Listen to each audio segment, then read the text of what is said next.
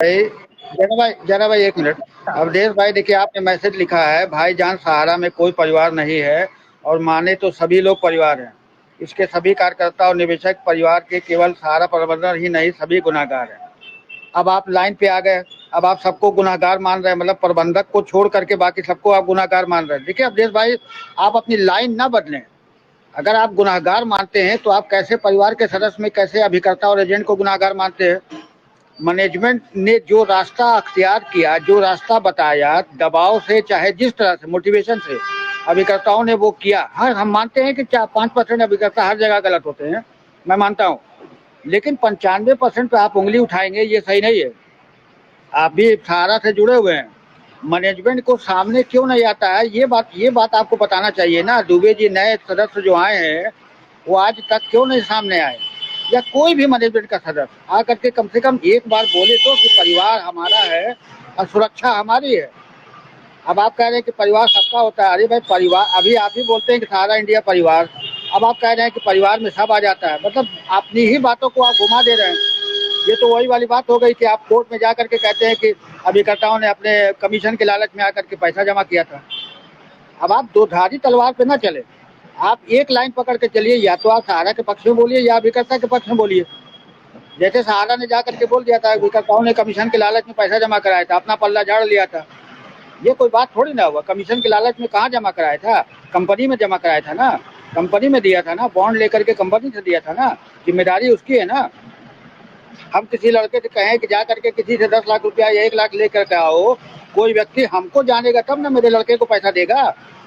कि उस लड़के को पैसा दे देगा, वो लड़का ले आया खा जाए, हम उससे पूछबे नहीं करेंगे भैया 1 लाख लाए थे, हुआ क्या? जिम्मेदारी मेरी बनती है। मेरे चेहरे पर अगर कोई पैसा दे रहा है, लोग सहारा इंडिया के नाम पे लोगों पे पैसा दे रहे थे, मैनेजमेंट के नाम पे, सुब्रत राय स्वप्ना राय के नाम पे पैसा आ रहा था। आज आप कहते हैं कि सभी लोग दोषी हैं। ये क्या बात हो गई? जी जैना भाई। देखिए, मैं आपको बताता हूँ कि क्यों ये बाहर नहीं आ रहे हैं। मैं आपको बताता हूँ। देखिए, ये सेंट्रल गवर्नमेंट में ईडी और सीबीआई के पास और ईओडब्ल्यू के पास जो भी जांच एजेंसियां है, इनका सारा काला चिट्ठा पड़ा हुआ है। सरकार आप पॉलिटिकल पार्टी है, अपने हिसाब से चलता है, कहाँ कब कितना करना है वो करता है। लेकिन इनका काला चिट्ठा सरकार के पास पड़ा हुआ है। ये एक बार मुंह खोलेंगे तो टॉप मैनेजमेंट का 25-30 आदमी पक्का, टॉप का 25-30 आदमी चक्की पीसेंगे जेल में जाके। इसीलिए वो मुंह नहीं खुल रहे। आके एक बात समझ लीजिए, ये मुंह खोलेंगे तो ये एक बार तो बता सकते हैं, देखिए हमारा एजेंट, हमारा निवेशक पीड़ित है, सालों से झेल रहे हैं, कष्ट झेल रहे हैं, इनको पैसा दीजिए। ये तो कर सकते हैं। लेकिन ये गुपचुप तरीके से इनका वकील दे रहे हैं। और ये वकील क्या करता है, कहाँ साइलेंट रहना है, कहाँ थोड़ा कहना है, ये चलता है। जैसे कि ये केस लंबित हो रहा है, होने जाए लंबित हो जाएगा, यही से ही चला रहे हैं। और आबिद भाई, मैं और एक बात कहना चाहता हूँ सुप्रीम कोर्ट के बारे में। देखिए, सुप्रीम कोर्ट के बारे में ये सहारा निवेशक वाले और एजेंट और हमारा संगठन वाले जितना आलोचना कर रहे हैं, पहले कभी नहीं हुआ था। ऐसा पहले कभी नहीं हुआ था। सुप्रीम कोर्ट को भी कटघरे में खड़ा कर रहे हैं। देखिए, एक एक रुपया, एक एक टंका देश भर के निवेशक के लेके बहुत बहुत उलझन और कष्ट से हमारा विश्व भारती और न्याय मोर्चा सुप्रीम कोर्ट में रीट याचिका और हमारा पीआईएल लेके गए थे। उनका आशा था कि साधारण आदमी नहीं जा सका सुप्रीम कोर्ट तक, इसीलिए संकट के माध्यम से हम गए। लेकिन वहां सुप्रीम कोर्ट का जज का पहला ड्यूटी था कि साधारण लोगों को सुने, लेकिन उन्हें सुना नहीं, रिजेक्ट कर दिया। तो जो विक्टिम है, जो पीड़ित है, वो कहां जाएगा? वो तो सरकार के पास गया, नहीं मिला, आशानुरूप फल नहीं मिला, तो लास्ट है सुप्रीम कोर्ट। तो सुप्रीम कोर्ट पास नहीं जा सकता, लेकिन आंदोलन के माध्यम से जुगाड़ करके गया। वो ठंडे मस्ते में पका दिया, वो नहीं सुन रहा है। तो सुप्रीम कोर्ट जिम्मेदारी नहीं ले, और ये कंटेम्प्ट केस लग जाएगा सुप्रीम कोर्ट के बारे में जो बोलेंगे। अभी देखो, मुझे लगता है, जो मुझे लगता है, देखिए सुप्रीम कोर्ट के जज जो साहब है ना, उनको लगा के देखिए, ये सोशल मीडिया में और नेता, प्रतिपक्ष के नेता, रूलिंग पार्टी के नेता, वो सब लाइमलाइट पे रहते हैं, मीडिया के लाइमलाइट में रहते हैं, तो हमको कोई नहीं पूछता, तो हम क्या करेंगे लाइमलाइट में रहते हैं मीडिया रहने के लिए। तो उन्होंने तरकीब सोचा, वो राष्ट्रपति और प्रेसिडेंट और गवर्नर इनके अधिकार क्षेत्र में एंट्री किया। अभी आप वर्षों देख रहे थे कि राष्ट्रपति के और गवर्नर के केस में वो कुछ चल रहा है सरकार और सुप्रीम कोर्ट के बीच। अब तुम प्रेसिडेंट क्या कर रहा है, गवर्नर क्या कर रहा है, वो इनके अंदर एंट्री कर सकते हो, लेकिन 13 करोड़ गरीब जमाकर्ता जो पीआईएल लगा रहे हैं उनको नहीं सुन रहे, तो क्यों? तो इसमें संदेह उत्पन्न होता है, इसमें एक संदेह उत्पन्न होता है और न्यायपालिका के ऊपर से भरोसा उठ जाता है कि तुम सब सेटिंग करके आए हो, सहारा हो सरकार और सुप्रीम कोर्ट, एक ट्रायंगुलर नेक्सस चल रहा है क्या? ये जनमानस में ये सब हो गया है। करोड़ों निवेशक और करोड़ों देशवासियों का पास ये भी एक अनुमान उन्होंने लगाया है कि ये कुछ खेल चल रहा है। तो ये खेल में पिस रहे हैं कौन? एजेंट और निवेशक। जितना भी लंबी, जितना भी देरी होगा उतना ही परेशान से हम जूझेंगे। तो इसीलिए देखिए, सहारा सरकार ने 5,000 करोड़ मांगा और आपने दे दिया, फटाफट दे दिया।